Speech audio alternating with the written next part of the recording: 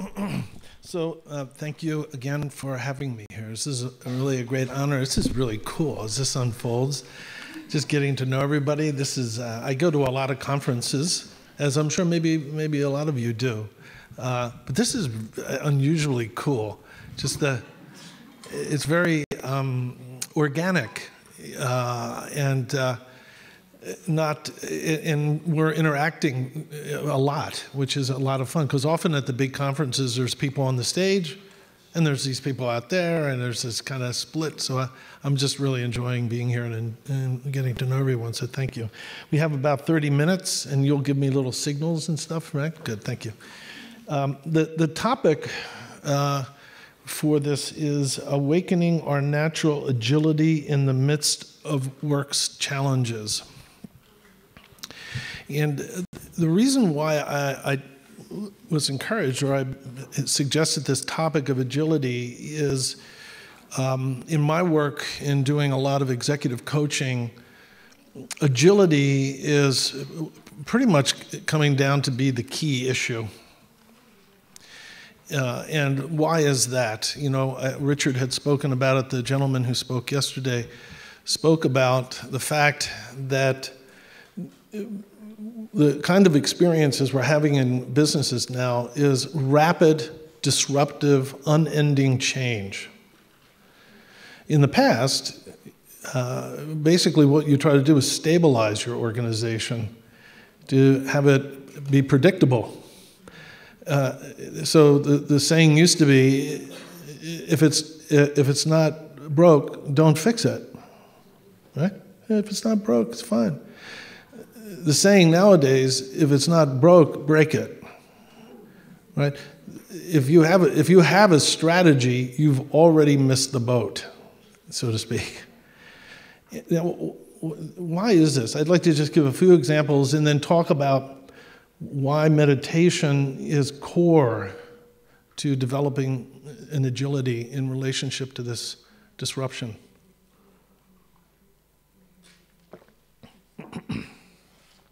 First off, I love defining terms. And what do we mean by agility? So I did my homework before I came here and looked it up on all the dictionaries, and there's all kinds of little definitions. It goes, the old French, it goes back to ease. How do you say it? Agilité? Agilité. So I'm getting good at it. And I'm not going to go through the whole thing, but it's a very old word, and the way I've combined it is the definition I'd like to use for this discussion is agility is to engage and adjust with circumstances with lively, relaxed, and discerning power.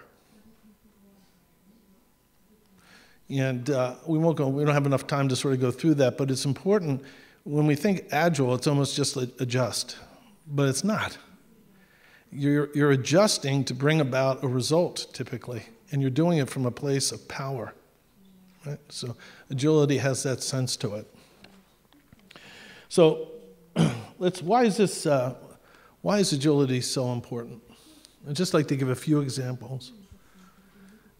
One is what I call the principle of self-organizing, or what I call the self-organizing principle. Typically, in business, what we would typically do in the past is we look at the market, or we look at the product, or we look at a customer, and we say, hey, let's make a service or something that fulfills a need, master that ability and corner the market and make a profit, right? It's pretty simple. It doesn't work that way now. It doesn't work that way anymore, which is really cool. What happens is ideas and needs self-organize. Leading that is a very different type of style of leadership. So I'll give you an example of how this works. The company that does it brilliantly, that has completely mastered this ability to do it, is Google, right? So you may be aware of the fact that if you're a computer scientist or an engineer with Google, and even I guess some of the commercial and marketing people fit into this as well, at a certain level, you have to spend 20% of your time on a project that has nothing to do with your job. Now, at first glance, you're like, that's cool. I got all this free time. That's a lot of fun. But no, that's not how it works. What happens is, and what happened at Google, is it created an internal economy where all these engineers want to get on the best teams that are doing the most innovative work. So, for example, when you go onto Google, you've seen all the functionality. I mean, it's just insane, the amount of free stuff that we get, right? One of the coolest for me is the Google Map, right? You can spin that little thing, you could go in and look and everything. And when I had first gone to Google and invited to speak there, that capability had just been launched. And they brought me over to show me how it worked, and it was really cool. Now, where did that idea come from? There was nobody sitting at the top of Google saying, all right, we're going to map the entire planet and offer it as a service to our customers. That's not how it happened. How it happened was a bunch of computer guys going, hey man, you know what we ought to do? We should let's take a picture of the entire planet and we'll make it available to everybody, okay? Yeah, let's do that. And they self-organized around an intelligent idea. Nobody at the top even knew about it at first. They started sort of getting a business plan or a thought process together.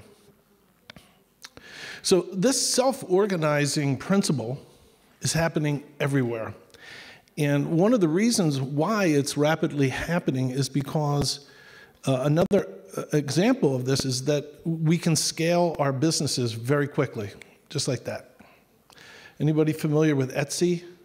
Anybody familiar with Etsy? There's only 2 people familiar with Etsy. 3. This is a big secret, and I'm not telling anyone. Well, I would really encourage you to get to know Etsy. From all the people that I've met here, I'm quite confident when you get to know it, you'll go, oh my God, this is so cool. I was invited, they do a conference each year, but that's not who they're about.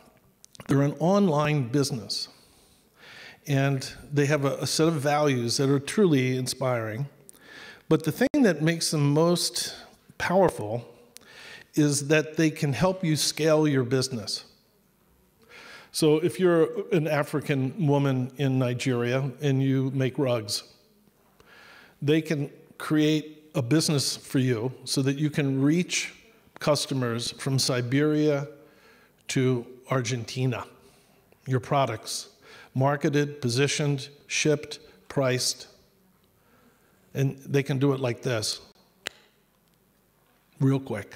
They can scale your business. Now, your products have to meet certain standards for them, et cetera, et cetera, et cetera, but they can scale a global business. Marketing, distribution, PR, invoicing, finance, they can scale it very, very quickly. Well, that changes things, right? The rug business is no longer, Rug Inc. It's anybody who wants to be in the rug business.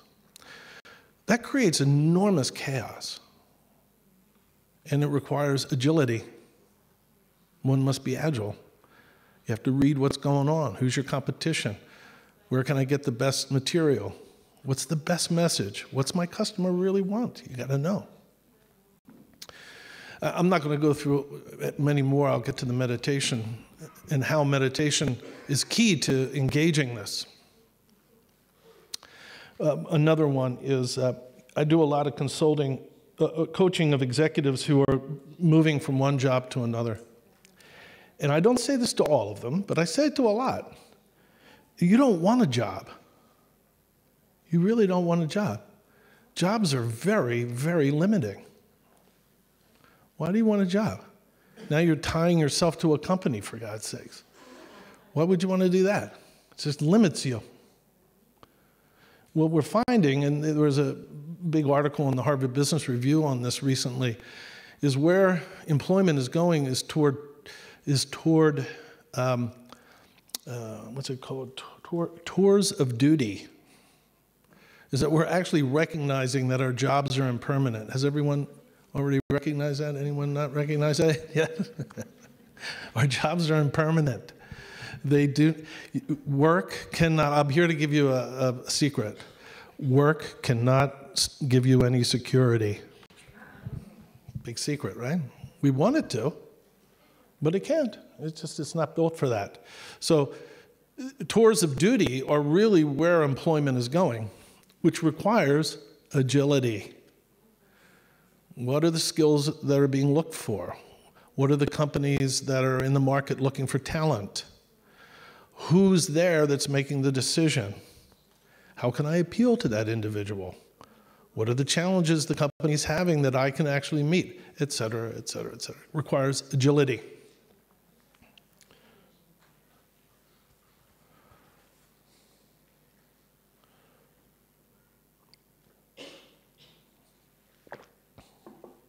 And obviously, there's all kinds of things with technology, right? There's always something coming out. I have a website. It's nothing fancy, but I got a call from the guy who maintains it. As an email saying, "Oh, we just noticed that you're out of compliance and your website no longer works." I mean, wait a minute. I said, "Well, you have to upgrade to the PHP Drupal #2, and you haven't done that." I'm like, "What?" I gotta be agile. Why am I not paying attention? What's going on here? Why did I miss that boat? So technology demands that we're agile, right?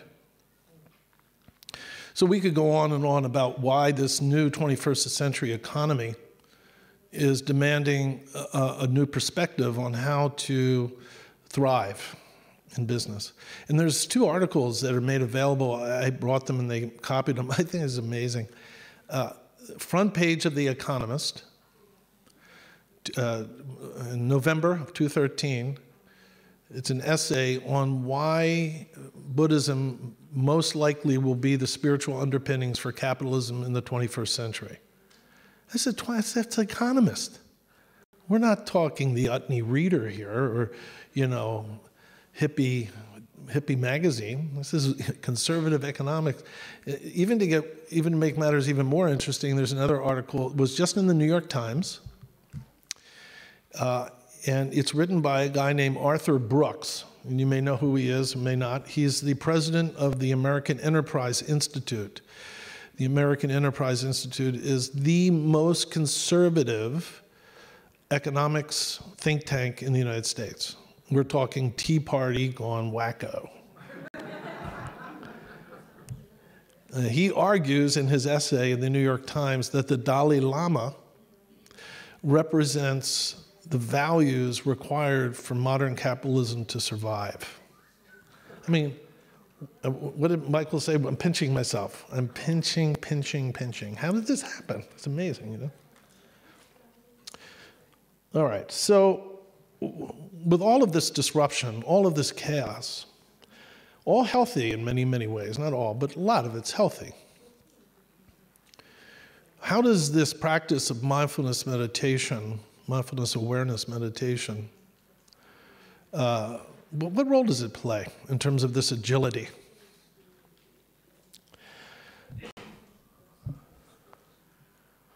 What time does this end? Okay, good. So I'll tell a little story that I think illustrates one of the core issues with this agility. So like many of you here, I'm very fortunate to be invited into organizational settings to teach mindfulness meditation and to introduce this practice to business people. And there was one experience about 2 years ago where I was invited by a CEO to teach meditation to his management team.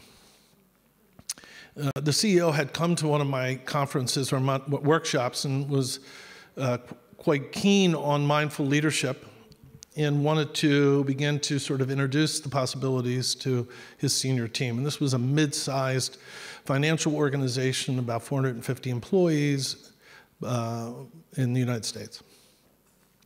So I show up Monday morning at 9 o'clock. That should have been a signal right there, 9 o'clock Monday morning. And the CEO, we have a little coffee, and we walk into his boardroom, and his team is there, CFO, CIO, strat planner, head of customer service, sales guy. There's about 8 people in the room. And the CEO walks in and he goes, all right, I went to this seminar 2 weeks ago on mindful leadership. Michael Carroll was teaching. He's going to teach us how to be mindful leaders. Go ahead, Michael. And I'm like, this is not going to go well. So I start, and it's Monday morning, 9:20. We barely have had our coffee, right? So I'm like, okay. So I just started just talking a little bit. And as I'm talking, the CFO's going like this. Keeps looking at his watch, And eventually the CFO interrupts me and says, excuse me for a sec, excuse me. Could you bottom line this mindful leader thing here? Could you give us a bottom line, And I said, that actually I can. And it's a good question and it's a reasonable question. And I can give you the bottom line. In fact, I don't have to tell it to you. I can just show it to you. And he's like, oh, really? Yeah. And everyone perked up. And I said, yeah, I'll show it to you.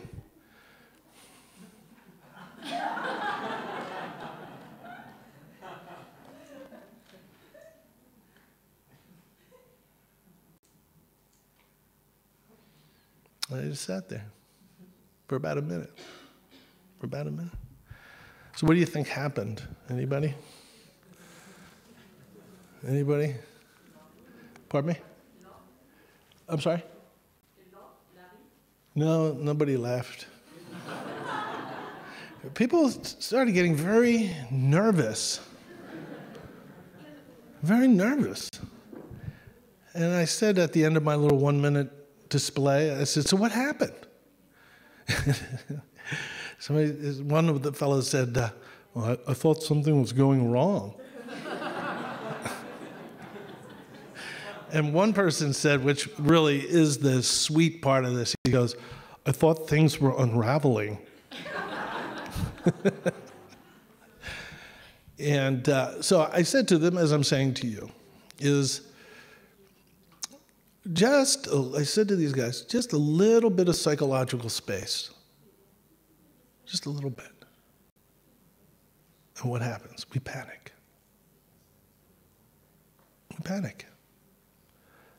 There's nothing going on here, guys. All I did was sit still. And we panicked. Is that interesting to you at all? Because if not, we can all go right now. I mean, I got other things to do. I tell that story because in mindful leadership, this issue of agility, we go to ground zero where the agility begins. We can talk about processes, lean engineering, which is, I'm working for a company that makes rockets, believe it or not. It's cool stuff. If there's any engineers here, that's cool. The adapting of engineering techniques. We can look at what Google's doing in terms of how you create an internal economy for talent. We could go on and on about techniques for becoming more agile as organizations. But mindful leadership goes to ground zero, which is your mind. That's where it begins. And the core move is, can you be comfortable in your own skin? Step one. Can you be comfortable? Just sit here.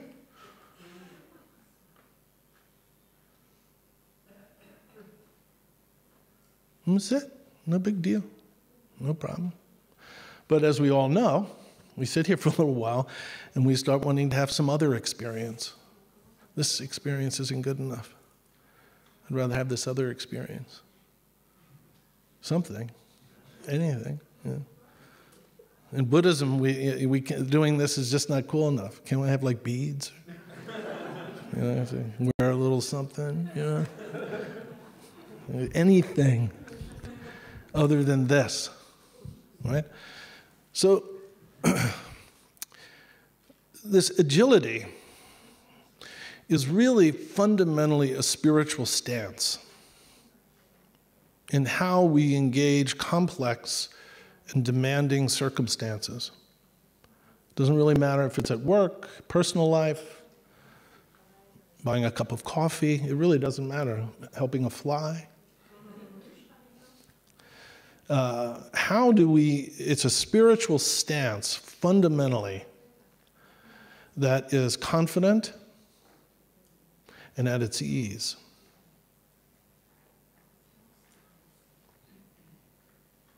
This practice is fundamentally about rediscovering that, being comfortable just as who you are. Now, who we are is also an interesting discovery as well. We won't get into that here.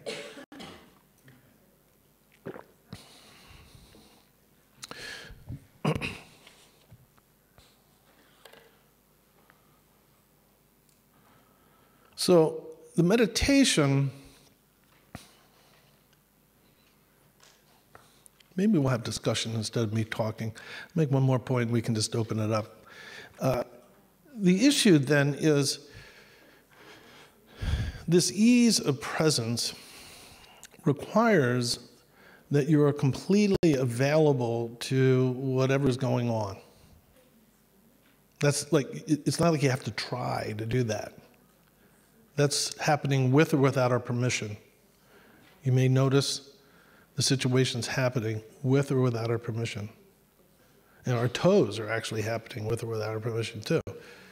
So the issue is this ease of presence is actually opening to that. 5 minutes. Well, I'll use the 5 minutes up. So why don't we just have any questions? It's so much more fun to have conversation. Anybody have any questions? Yes.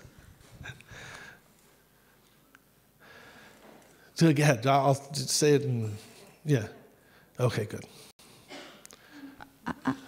I'm always wondering, like, how to dare to take this space when there is this flooding of things coming in. There's always there's an information overload, and then how can you be sure that this is the right thing to do? To create space? Yeah. Oh. Yeah. That's interesting. Well, the idea of creating space or being comfortable with yourself doesn't mean that you don't act from a place of power. If I took this and threw this at you, you'd catch it, right? Yeah, of course. So the issue isn't that you aren't skillfully engaged with the melody of circumstance. It's that you come from a place of being comfortable with yourself, which is spacious. If you've ever been around, maybe you've met, enlightened teachers are always great to be around because they exhibit this. It's disturbing sometimes. You come in, you go, okay, I have an opinion, I really want it, and the person's like, whoa, stops you. That can be intimidating. There's no doubt.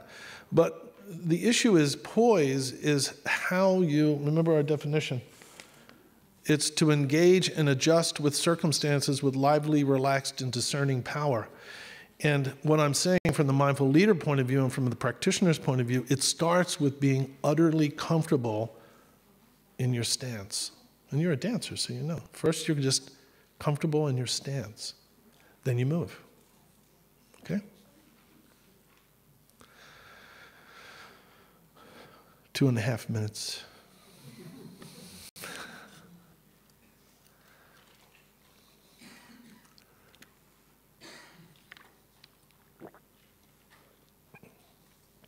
Yes.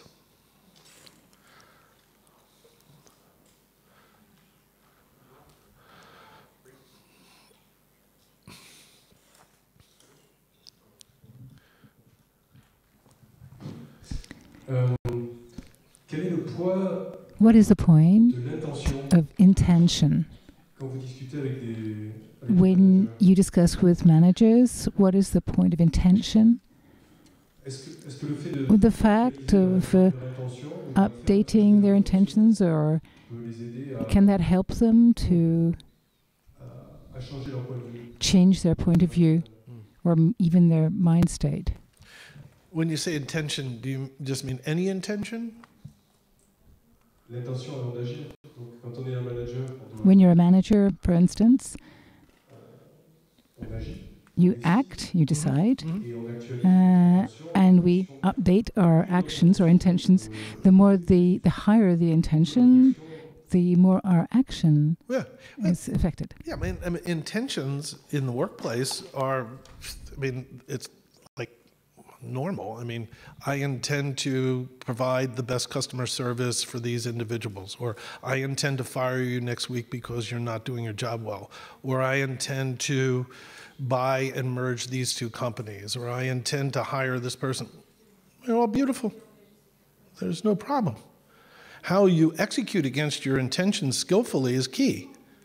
If you do it from a point of confusion or resentment or toxicity or anger, you will invariably create enormous amounts of suffering. If you act on your intentions from the point of view of an open heart, with a sense of one's own dignity and agileness and comfort with yourself, the likelihood is you will produce a world that's kind and friendly, even in the midst of a mess. Because it's always a mess. It's always a mess. So intentions are, it's a good thing we have them. We wouldn't have electricity and white suits and things. Does that make sense to you, or did I answer your question? Or? Okay. All right. So I think we're done now, or? One more minute. Okay. This is more fun, talking than listening. Any other questions, or this person here? Okay.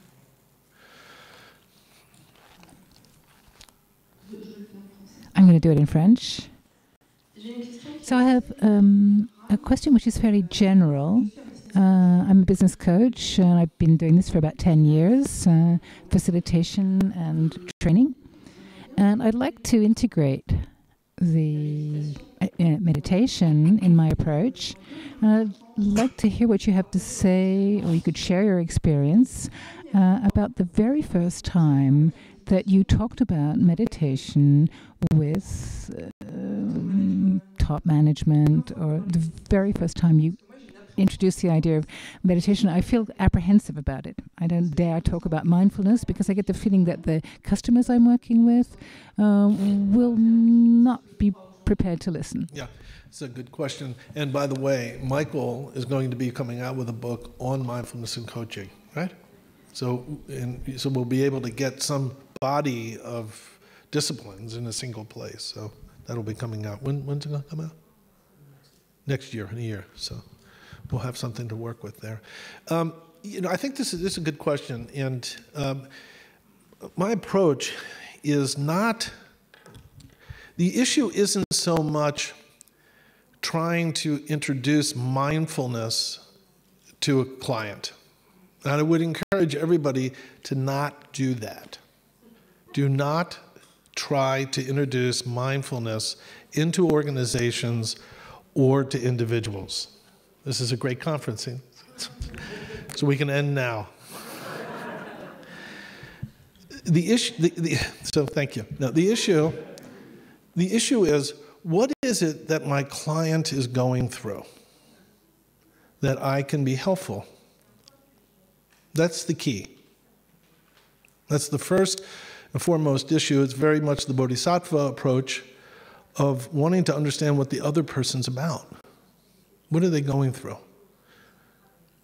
If I'm being asked by someone who has to lay off half of their company, and I've been in that situation many a time, not many, but more often than not, I don't go, hey man, let's learn meditation first, and then we'll get the layoff plan together. It's just, this person's going through enormous suffering because they're going to be letting go of people. And helping them feel and be there for it and not be angry or frightened is really the main objective. And to do it with skill and compassion and as helpful as possible, laying off 25, 30 people, it's hard, So that's where you focus. Now, in the process of doing that, if you're a practitioner and you've taken these principles to heart, in the process of doing that with the other person, they'll go, I never thought about that. That's pretty cool. How did you learn that? You magnetize through your own presence and your own authenticity, a curiosity. For example, most managers do not want to be in the room when they fire people. They want an HR person sitting there so they can go, Franciane, it's been very nice having you here. Thank you very much. Your day's job's been eliminated. Talk to Joe. And they want to get out. Well, you might say, as I have, wait a minute. Stay in there. Ask them how they're feeling. How'd that go for you? God, it wasn't as bad, and I kind of helped, See what I mean? I didn't have to teach meditation there. I just tried to help us all be a little more human. Then the meditation comes. Does that make sense? Good. Good. Sure, thank you. Thank you very much.